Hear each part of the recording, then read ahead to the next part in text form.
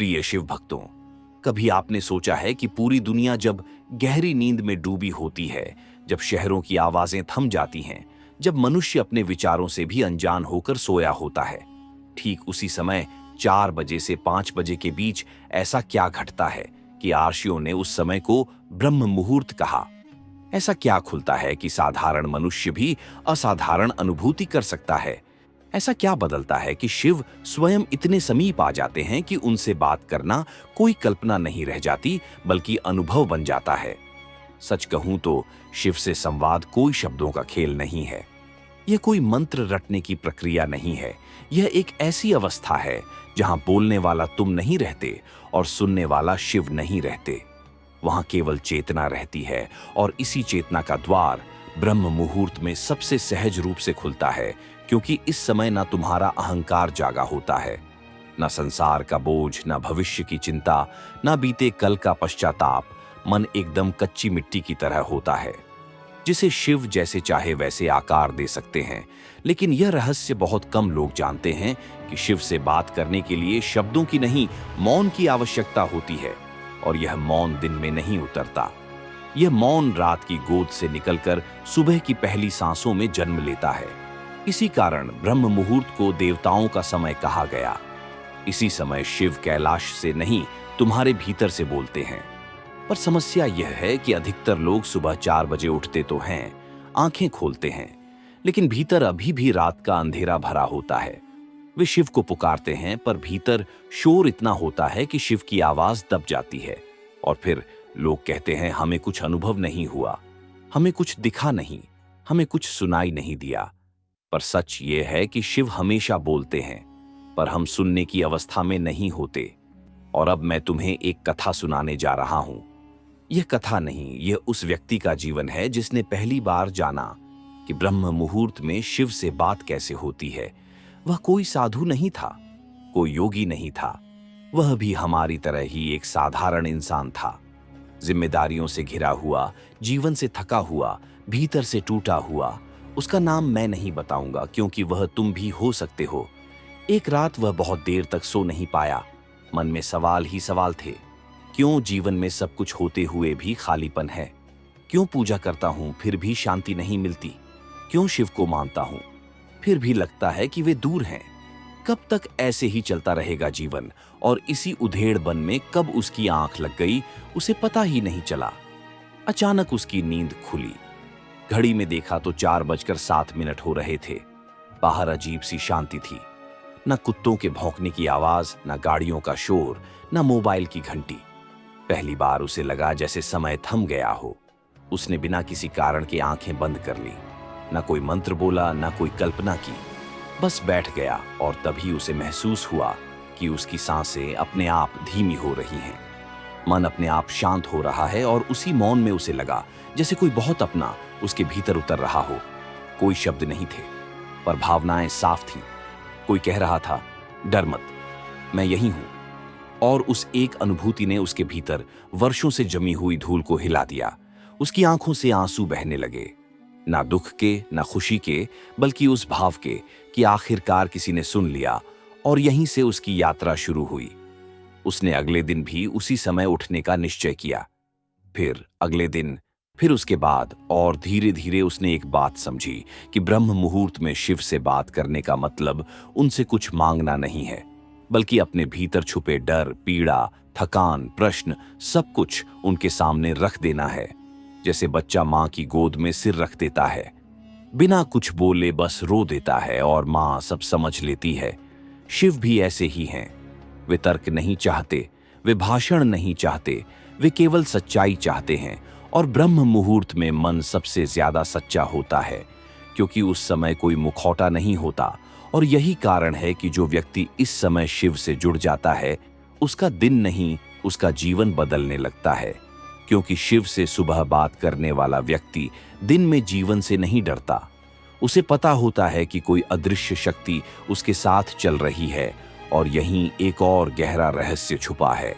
शिव कभी सामने आकर नहीं कहते कि मैं बोल रहा हूं। वे संकेतों में बोलते हैं, भावों में बोलते हैं। कभी किसी विचार के रूप में, कभी किसी आंसू के रूप में, कभी किसी अचानक आई शांति के रूप में। और जो व्यक्ति इन संकेतों को पहचान लेता है उसके लिए शिव कल्पना नहीं रहते, वे अनुभव बन जाते हैं। और यही अनुभव धीरे धीरे उस व्यक्ति को भीतर से इतना मजबूत बना देता है कि बाहरी परिस्थितियां उसका कुछ नहीं बिगाड़ पाती। और अब इस यात्रा में आगे क्या हुआ, कैसे उस व्यक्ति ने पहली बार स्पष्ट रूप से शिव का मार्गदर्शन महसूस किया, कैसे उसके जीवन की दिशा बदलनी शुरू हुई और कैसे ब्रह्म मुहूर्त उसके लिए केवल समय नहीं बल्कि द्वार बन गया, ये सब मैं आगे उसी प्रवाह में बताऊंगा, क्योंकि यह कहानी अभी अधूरी है। जैसे शिव से संवाद कभी एक दिन में पूरा नहीं होता, यह तो जीवन भर चलने वाली साधना है। उस व्यक्ति ने जब लगातार कई दिनों तक ब्रह्म मुहूर्त में स्वयं को उसी मौन में बैठने दिया, तो एक दिन उसने एक बहुत सूक्ष्म परिवर्तन महसूस किया। वह यह कि अब उसे बैठने के लिए प्रयास नहीं करना पड़ता था। शरीर अपने आप उस समय जाग जाता था, जैसे भीतर कोई अदृश्य घड़ी लगी हो। और यह कोई सामान्य बात नहीं थी, क्योंकि यह संकेत था कि अब उसकी चेतना उस समय के साथ तालमेल में आने लगी थी। और यही वह क्षण होता है जहां साधना मजबूरी नहीं रहती, स्वाभाविक हो जाती है। एक सुबह जब वह बैठा था, आंखें बंद थीं, सांसें बहुत धीमी थीं, मन लगभग शून्य था, तभी उसके भीतर एक प्रश्न उठा, कोई शब्दों में नहीं, बस एक भाव के रूप में कि हे शिव, अगर तुम सच में हो, अगर तुम सच में मेरे साथ हो तो मुझे कोई राह दिखाओ, मैं थक चुका हूं। और इसी भाव के उठते ही कुछ भी चमत्कार जैसा नहीं हुआ। कोई रोशनी नहीं दिखी, कोई आवाज नहीं आई, लेकिन भीतर अचानक एक अजीब सी स्थिरता उतर आई, जैसे किसी ने उसके कंधों से वर्षों पुराना बोझ उतार दिया हो। और उसी दिन जब वह सामान्य दिनचर्या में निकला तो घटनाएं अजीब तरह से जुड़ने लगी। जिन समस्याओं के समाधान महीनों से नहीं मिल रहे थे, वे बिना प्रयास के सुलझने लगे। कुछ लोग जो जीवन से जाने वाले थे वे ठहर गए, और कुछ जो जीवन को बोझ बना चुके थे वे अपने आप दूर हो गए।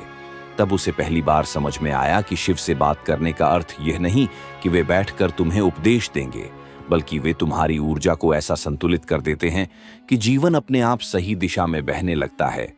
और यही वह रहस्य है जिसे बहुत कम लोग जानते हैं, कि ब्रह्म मुहूर्त में शिव से जुड़ने वाला व्यक्ति भाग्य नहीं बदलता, वह अपने भीतर की दिशा बदल देता है, और दिशा बदलते ही मंजिल बदल जाती है।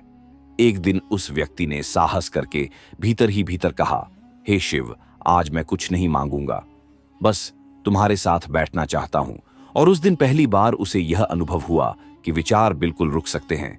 कुछ क्षण ऐसे आए जहां ना भूत था, ना भविष्य, ना नाम, ना पहचान, बस एक खालीपन था। लेकिन वह खालीपन डरावना नहीं था, वह अत्यंत शांत था, जैसे किसी ने आत्मा को विश्राम दे दिया हो। और उसी शून्य में उसे एक अनुभूति हुई, जैसे कोई मुस्कान भीतर फैल रही हो, बिना चेहरे के, बिना रूप के। और उसे समझ में आया कि यही शिव है। शिव कोई मूर्ति नहीं है, शिव कोई कल्पना नहीं है, शिव वह अवस्था है जहां तुम कुछ नहीं बनना चाहते, कुछ पाना नहीं चाहते, बस हो जाते हो। और ब्रह्म मुहूर्त उस अवस्था का सबसे सहज द्वार है, क्योंकि उस समय प्रकृति स्वयं मौन में होती है। पक्षी अभी बोलना शुरू नहीं करते, सूर्य अभी पूर्ण रूप से जागा नहीं होता, धरती सांस ले रही होती है। और इस सामूहिक मौन में जो व्यक्ति स्वयं को छोड़ देता है वह शिव को पा लेता है। लेकिन इस यात्रा में एक परीक्षा भी आती है।